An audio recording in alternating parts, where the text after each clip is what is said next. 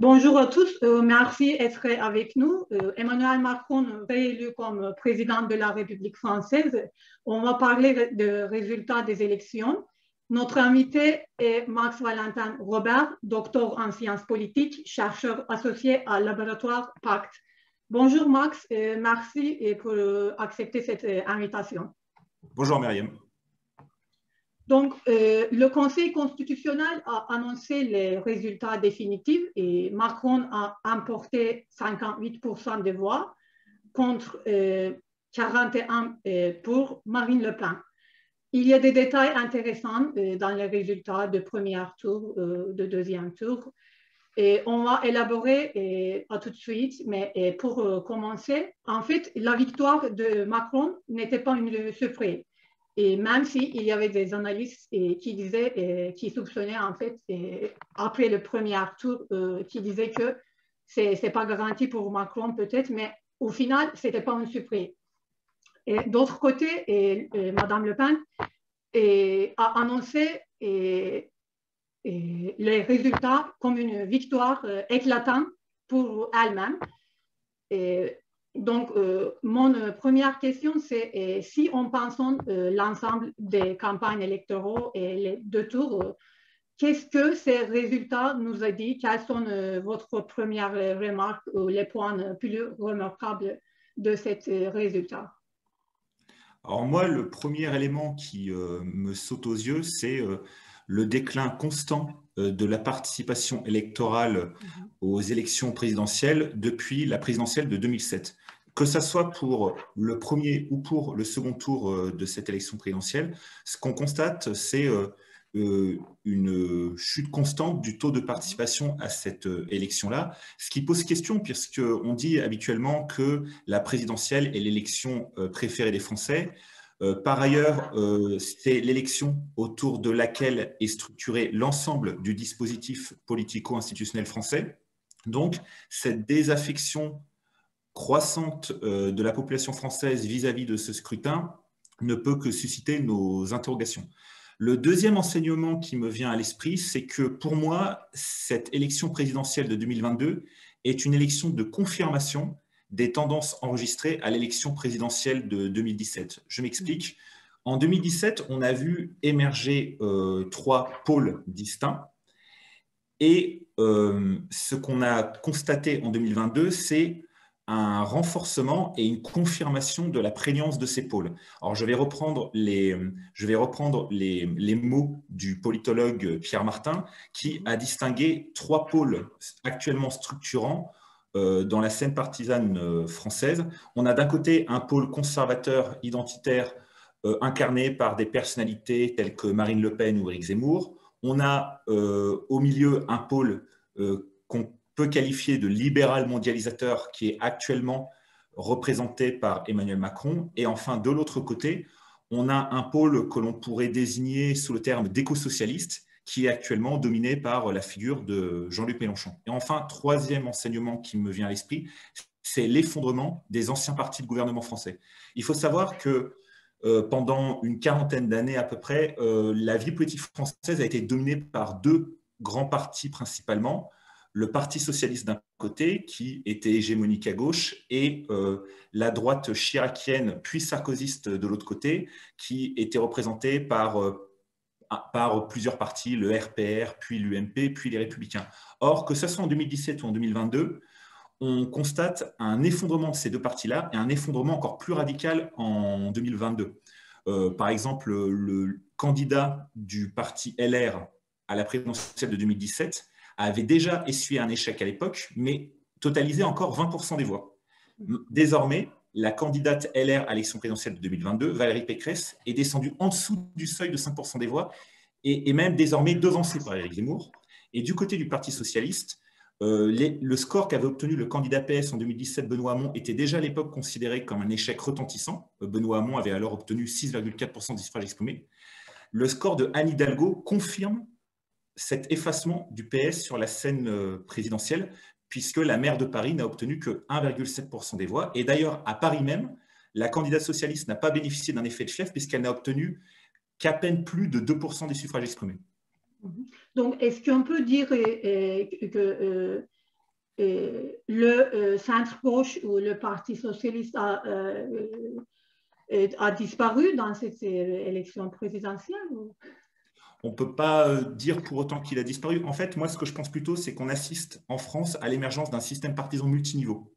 C'est-à-dire qu'on a d'un côté des élections nationales comme l'élection présidentielle où surperforment des partis qui jusqu'alors n'existaient pas dans un passé récent, à savoir La République En Marche et la France Insoumise, mais qu'en revanche, lors des élections locales, tendent à persister les partis qui, pendant une quarantaine d'années, ont dominé la vie électorale française. Donc, ce n'est pas exclu que durant le second quinquennat Macron, le PS et les Républicains obtiennent de nouveau des scores honorables pendant les élections locales, puisque, à titre personnel, ce que je pense, c'est que petit à petit, un système partisan multiniveau est en train d'émerger, où certains partis surperforment aux élections nationales et sous-performent aux élections locales, et d'autres sont dans une configuration inverse. Vous évoquez particulièrement le taux de participation et l'importance de confirmation des choix du peuple français en comparaison de 2017 à 2022. Si on retourne au résultat de premier tour, en fait, les trois candidats, comme vous avez indiqué, Macron, Le Pen et Mélenchon sont les des candidats qui ont emporté le plus de voix. Macron 9,7 millions au premier tour, Le Pen 8,1, Mélenchon 7,7. En fait, Mélenchon et Le Pen ne sont pas très loin l'une de l'autre. Et quand on regarde au second tour, Macron a doublé sa voix de 9 millions à 18. Le Pen a augmenté de 8 à 13. Et autre chose, je pense que je trouve important à évoquer aussi, il y avait plus de 2 millions de votes blancs et un taux d'abstention à peu près 27-28%. Comme vous avez justement expliqué le taux d'abstention, est-ce que une partie de société qui disent ni Macron ni Le Pen est-ce qu'ils ont un problème de représentation dans ce système? Est-ce que ces électeurs ont donné un message à Macron ou quel type de signaux ils ont donné en fait à Macron? Il est évident que, alors ça a été mentionné par d'autres politologues français, il est évident que la manière dont est structurée la scène politique française ne peut que contribuer à alimenter certaines frustrations dans le camp des perdants. Et par ailleurs, la structuration de l'élection présidentielle autour d'un mode de scrutin tel que le scrutin uninominal majoritaire à deux tours ne peut qu'alimenter une insatisfaction d'une partie de la population vis-à-vis de la manière dont elle se sent représentée a posteriori à travers les dispositifs représentatifs. Pour ce qui est plus spécifiquement de l'affiche Emmanuel Macron contre Marine Le Pen au second tour, en fait, ce qu'il faut savoir, c'est que les électorats respectifs d'Emmanuel Macron et de Marine Le Pen, ce sont des électorats ce sont des figures politiques avec une base électorale extrêmement solide, extrêmement soudée, mais qu'au-delà de leur base, ils souffrent d'une image négative et dépréciée de la part de la majorité de la population. Ce qui fait qu'ils ont une base solide, mais ils sont rejetés en dehors de leur propre base. Et ça se voit notamment au niveau des reports de voix, puisqu'il y a une part non négligeable des différents électorats qui ont choisi au second tour de ne pas départager entre Emmanuel Macron et Marine Le Pen, c'est-à-dire donc de s'abstenir ou de voter blanc ou nul. Par exemple, on estime que 45% des électeurs de Jean-Luc Mélenchon ont choisi de s'abstenir ou de voter blanc ou nul. C'est le cas également de 30% des électeurs de Valérie Pécresse, la candidate de droite, et de 29% des électeurs de Yannick Jadot, le candidat écologiste. Et il y a un autre indice qui montre cette insatisfaction d'une partie de l'électorat français par rapport à cette affiche de second tour, c'est la chute du nombre de votants entre le premier tour et le second tour de l'élection présidentielle de 2022, puisque entre le premier et le second tour, on a perdu 827 229 votants. ce qui est quand même non négligeable. Après, en fait, quand vous avez mentionné les électeurs de Mélenchon et leurs préférences pour le second tour, j'ai vu un résultat assez intéressant. Et dans les territoires d'outre-mer, les supporters de Mélenchon, en fait, Mélenchon a importé dans la plupart des départements outre-mer, sauf Océanie, et au deuxième tour, Marine Le Pen a remporté ce territoire outre-mer. Donc, les électeurs de Mélenchon ont voté, je pense, pour Macron, pour Le Pen. Oui, alors, il y a C'est peut-être assez intéressant. Alors, il y a peut-être eu localement un phénomène de vase communicant, mais il faut être quand même très prudent, puisqu'il y a eu aussi au second tour de l'élection présidentielle dans l'outre-mer des très importants taux d'abstention. Donc, il est probable que le score de Marine Le Pen au second tour ait aussi été en partie gonflé par le taux d'abstention. Donc, ça ne veut pas dire que mécaniquement, il y a eu des transferts de voix de manière mécanique de Jean-Luc Mélenchon vers Marine Le Pen. Et pour expliquer ce... Oui, en fait, c'est pas directement, mais si Mélenchon a emporté 60% de voix au premier tour et ça s'éclate au deuxième tour en faveur de Le Pen, ça me dit quelque chose. Bah, il y a aussi Parce qu'il y avait une écart très grand. Oui. Bah, il y a aussi un facteur qu'on occulte également, c'est l'influence de la gestion de la crise sanitaire. En fait, il y a eu une certaine méfiance dans les départements d'outre-mer par rapport à la gestion de la politique sanitaire par Emmanuel Macron. Il y a eu notamment des réticences dans certains départements d'outre-mer par rapport à la vaccination obligatoire. Et il y a eu sans doute au second tour un réflexe de barrage, mais de barrage anti-Macron de la part d'une partie de l'électorat ultramarin. Et cela a sans doute été motivé en partie par une forte critique de la manière dont le président Macron a géré la crise sanitaire.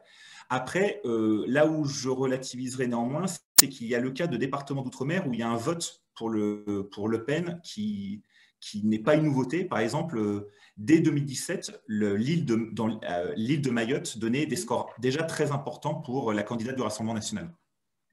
Si on revient après les élections, en fait, au débat présidentiel, et peut-être parmi de notre spectateur n'est pas vu, le pouvoir d'achat, les transitions écologiques et les salaires, et laïcité, etc. Ils étaient les thèmes principaux. Et après les élections, je veux demander quelles sont les attentes du peuple français de Macron. Et est-ce que Macron a un agenda concret pour son second quinquennat? Alors, je ne pourrais pas répondre de manière claire si Emmanuel. Par rapport aux préoccupations des Français, il y avait eu un sondage qui avait été réalisé dans l'entre-deux tours de l'élection présidentielle qui montrait les principales préoccupations de la population française. Alors, la première préoccupation qui venait en tête, c'était le pouvoir d'achat. Il y avait 53% des Français qui disaient que le pouvoir d'achat était leur préoccupation, l'enjeu principal de leur préoccupation. Venait ensuite, mentionné par 30% des Français, la situation du système de santé, où là, on voit clairement l'influence de la crise sanitaire dans l'émergence et l'affirmation de cette préoccupation-là. Ensuite, arrive en troisième position ex aequo deux enjeux, la protection de l'environnement et la guerre en Ukraine, chacun à 27%. Alors, pour ce qui est des réponses éventuellement apportées par Emmanuel Macron à ces enjeux-là, en fait, ce qu'il faut savoir, c'est que durant sa campagne, Emmanuel Macron a axé sa campagne sur deux axes. Il a axé sa campagne sur les préoccupations socio-économiques, mais il a également tenté de politiser sa fonction de chef de l'État en se présentant comme le leader européen en première ligne face à la gestion de la crise ukrainienne. Et ça se voit notamment lorsqu'on analyse les préoccupations des électeurs d'Emmanuel Macron du premier tour. Lorsqu'on analyse les préoccupations de l'électorat macroniste du premier tour, le premier enjeu qu'il mentionne à 49%, c'est le pouvoir d'achat, suivi de très près à 48% par la guerre en Ukraine. Donc, on voit l'effet de la campagne d'Emmanuel Macron de politisation à la fois des enjeux économiques, mais aussi de sa posture de chef de l'État faisant face à une crise sur le continent européen. Oui, et de plus, la guerre d'Ukraine est très liée en fait au produit des biens et le poids de chair directement. Oui. Bien sûr. Après, il y a la question du chômage, de la précarité, et surtout la jeunesse. Est-ce que donc il sera être une présidente plutôt sociale et qui avec la tendance de réforme sociale et économique, ou il va être plutôt président de richesse et de riches? Alors, Je pense qu'il a donné quelques indications déjà. Je pense que c'est une manière un peu abrupte de présenter les choses. Néanmoins, ce qui me ferait pencher sur l'éventualité d'une présidence qui sera plutôt à droite sur les questions socio-économiques, c'est le rapprochement continu d'Emmanuel Macron avec plusieurs figures issues du parti LR. Ce qui fait que j'ai du mal à percevoir pour l'instant un infléchissement possible du programme socio-économique d'Emmanuel Macron en direction, par exemple, des jeunes, des catégories populaires, etc. Ce n'est pas impossible que ça ait lieu, bien évidemment, mais pour l'instant, eu égard à la stratégie choisie par Macron et eu égard à sa volonté de se rapprocher avec les figures issues de la droite sarkozyste et également du fait des initiatives émanant de ce même camp politique pour tenter un accord avec Emmanuel Macron, il me semble que sur les questions socio-économiques, je ne suis pas devin, mais il me semble que le programme socio-économique d'Emmanuel Macron soit plutôt orienté dans une optique libérale ou social-libérale. Ouais, on verra. Il vivra, verra. Oui. Et dernièrement, il y aura les élections législatives en juin. Et en fait, je crois que ça sera une vraie champ de bataille pour Macron. D'un côté, ici, on reparle le taux de voix que Mélenchon gagne et Marine Le Pen a gagné et les autres. En fait, la République en marche n'a rien à garantir, non? Bah, en fait, alors je serais beaucoup moins catégorique que ce que tu viens de dire parce que en fait, souvent, ce qu'on constate lors des élections législatives, c'est un effet d'entraînement et d'accentuation des dynamiques qu'on enregistre à l'élection présidentielle. Et traditionnellement, aux élections législatives, les candidats portés par le parti présidentiel ont tendance à surperformer. Donc, personnellement, j'aurais tendance à croire à une victoire confortable pour Emmanuel Macron aux élections législatives. Mais au-delà du seul cas Macron, je pense que c'est une élection qui va avoir une certaine importance pour la reconfiguration des trois pôles partisans qu'on a évoqués. Enfin, du côté de la gauche, par exemple, je pense que l'intérêt va être pour Jean-Luc Mélenchon à la fois de confirmer son hégémonie au sein de la gauche, mais aussi de tenter des entreprises de rapprochement avec les autres partis de gauche, y compris avec le Parti socialiste, ce qui était jusqu'à il y a encore quelques jours quasiment inenvisageable. À titre d'exemple, l'ancien leader du Parti socialiste et ancien Premier ministre Lionel Jospin a appelé à une alliance du PS avec la France insoumise. Par ailleurs, Mélenchon essaye aussi de transformer ces élections législatives en une sorte de troisième tour à travers le déploiement de son slogan « Élisez-moi Premier ministre ». Donc, on voit du côté de la gauche la volonté de la part de Jean-Luc Mélenchon à la fois de conserver son hégémonie à gauche, mais aussi d'élargir son audience à d'autres partis de gauche. Du côté de la droite radicale, je pense que oui. Oui, et justement, j'étais en train de dire, d'un côté, il y a le Parti socialiste qui prend visite à la France insoumise pour discuter les possibilités. Et d'autre côté, hier, par exemple, Éric Zemmour a annoncé qu'aucun candidat sera présenté contre Le Pen. Et Reconquête appelle depuis plusieurs jours à une union entre les deux camps de droite. Donc, il y a des discussions qui se forment pour les potentielles alliances. En fait, c'est pour ça que aussi, je pense que Macron et la République en marche ne serait pas ça ne serait pas très confortable pour eux, je crois. Bah, Les autres, peut-être les alliances potentielles des autres peut décevoir les résultats pour Macron. alors, là où je vais apporter un petit bémol par rapport à ce que tu viens de dire, tu as expliqué qu'il y avait des processus de tractation entre Reconquête et le Rassemblement national. En fait, ce qu'il faut savoir, c'est que c'est Reconquête, le parti donc d'Éric Zemmour, qui demande cette alliance, mais pour l'instant, le Rassemblement national la refuse pour deux raisons, je pense. En fait, il faut se souvenir que pendant l'élection présidentielle, pendant la campagne pour l'élection présidentielle, il y a eu plusieurs cadres du Rassemblement national qui, au dernier moment, ont rejoint Éric Zemmour et que ça a été perçu en interne au sein du RN comme une trahison du parti. Et par ailleurs, le soir même du second tour, Éric Zemmour a eu un discours assez rude vis-à-vis de Marine Le Pen en déclarant, je cite, « C'est la 8e fois que la défaite frappe le nom Le Pen ». Donc, je suis assez sceptique sur la possibilité de voir émerger une alliance entre le Rassemblement national et Reconquête. Je pense plutôt que le Rassemblement national va être dans une optique en mode va-et-vitis contre le parti Reconquête. Autant je pense qu'à gauche, il peut y avoir des stratégies d'alliance, on peut voir des stratégies d'alliance se constituer. En revanche, du côté de la Côté droite... gauche, en fait, peut-être on va avoir une surprise. Bah, en tout cas, c'est Zemmour qui demande cette alliance, mais pour l'instant, Marine Le Pen la refuse. Pour l'instant, Marine Le Pen la refuse. Et par rapport au fait que ça serait plus compliqué ces législatives-là pour Macron, bah, je suis assez sceptique puisque d'habitude, comme je disais, traditionnellement en France, les élections législatives, elles sont appréhendées comme des élections de confirmation, des résultats de la présidentielle, et les candidats aux législatives portant l'étiquette du parti présidentiel ont tendance à surperformer presque naturellement aux élections législatives.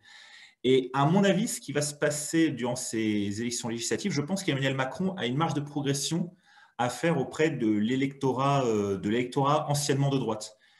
En fait, dès les élections européennes de 2019, on a vu que la République en marche commençait de plus en plus à conquérir des voix venues de l'ancien parti, enfin, les voix des anciens électorats de LR, etc. Et à mon avis, Emmanuel Macron a encore une marge de progression vis-à-vis de cet électorat. Donc, je suis moins catégorique sur le fait que les législatives pourraient être un moment difficile pour la République en marche. On verra. On verra. On va se trouver pour analyser aussi, j'espère. Et c'est juste pour terminer, Jordan Bardella, le président intérim et par intérim de Rassemblement national et pendant la campagne de Le Pen. On va entendre ce nom plus souvent. Est-ce que Rassemblement national a une plan de remplacer Le Pen bientôt ou pas? Non, puisque en fait, il faut savoir que le Rassemblement national est un parti qui est organisé en interne de manière assez autoritaire et qui est beaucoup centré autour de la figure même de Le Pen. Donc déjà, j'imagine mal une manœuvre interne au Rassemblement national visant à destituer Le Pen et encore moins pour le remplacer par quelqu'un qui ne serait pas issu directement de la famille Le Pen. Donc je pense, du fait de l'organisation interne du parti et du fait de la mainmise de la famille Le Pen sur le parti lui-même, je suis assez sceptique sur le fait qu'une manœuvre interne au parti pousserait au remplacement de Marine Le Pen par Jordan Bardella. Je suis assez dubitatif sur ce scénario-là. Peut-être pas encore, mais dans les années à venir, je ne sais pas. Et, comme Marine Le Pen était en processus de diaboliser le Front National, qui est devenu le Rassemblement National, peut-être dans un point, elle peut changer la tête de parti, mais elle-même aussi. On verra. Oui. On verra. Après, Jordan Bardella, il a un handicap par rapport à Marine Le Pen. En fait, quand on compare le Rassemblement national avec d'autres partis de droite radicale en Europe, se manifeste souvent un handicap pour les partis de droite radicaux en Europe, c'est la question du radical right gender gap. C'est-à-dire qu'en fait, les partis de droite radicaux en Europe ont souvent des difficultés à avoir l'électorat féminin. Or, du fait que Marine Le Pen soit une femme, on constate qu'en France, le vote pour Le Pen, enfin, l'écart entre hommes et femmes pour le vote en faveur de Le Pen est assez réduit par rapport à ce qu'on constate chez nos voisins européens. Donc, si jamais le Rassemblement national venait à... Enfin, honnêtement, je ne crois pas à ce scénario-là, pour les raisons que j'ai évoquées précédemment, mais si jamais le Rassemblement national venait à remplacer Marine Le Pen par Jordan Bardella, il n'est pas exclu que cela ait comme conséquence de lui aliéner son électorat féminin. D'accord. C'est bon pour maintenant. Est-ce que vous avez des remarques à ajouter que j'ai ratées? Non. Merci pour l'invitation, en tout cas. Merci et Max, et merci à tous pour nous joindre. À bientôt. À bientôt.